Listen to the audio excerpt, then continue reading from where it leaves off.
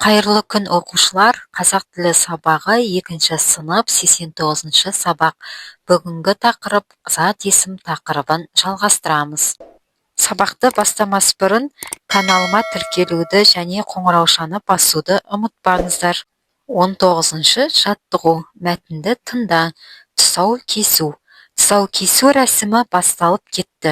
Адамдар екі жаққа бөлініп тұрып, ортадан орын қалдырылды. Екі әже Біржанды қолтығынан демеп, төр жаққа апарды. Тағы бір әже дайын тұрған ала жіппен Біржанның аяғын тұсады. Берік еңкейіп барып, жүйрік бол деп тұсауын кесті. Осы сәтте үлкендер, бәрекелді, Берік ағаң сияқты білімді азамат бол деп тілек білдірді. Мәтіннің авторы Серік Нұғыман. Енді берілген тапсырмаға назар аударайық.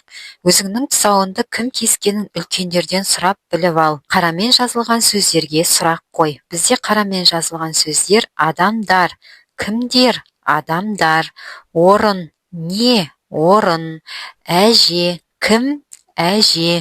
Үлкендер. Кімдер? Үлкендер. Берік. Кім? Берік. Тілек деген сөзге не деген сұрақ қойылады. 20 жаттығу. Сөйлемдерді көшіріп жаз. Тұсау кесу бала тәй-тәй басқанда жасалатын дәстүр. Баланың тұсауын ала жіппен кеседі. Зат есімдерді тауып, түбір мен қосымшаны ажырат. Тұсау бізде зат есім. Бұның түбірі тұса, етістік болып табылады. О жұрнағы жалғану арқылы жаңа сөз, яғни зат есім пайда болады. Келесі зат есім бала, бұл түбір сөз.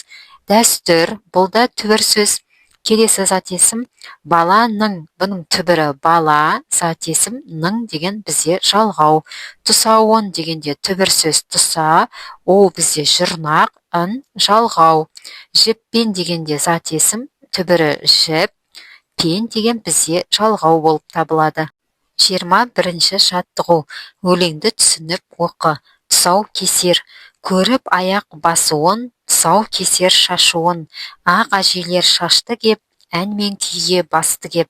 Өлеңнің авторы Әли Ысқабай. Тапсырмаға назар аударамыз. Зат есімдерді тауып, оларға сұрақ қой. Зат есім сөздер бізде аяқ, не деген сұрақ қойылады. Тұсау кесер сөзі, не деген сұрақ қойылады. Шашу, не деген сұрақ қоямыз. Әжелер, кімдер деген сұрақ қойылады. Ән, күй деген екі сөз бар, оларға да не деген сұрақ қойылады.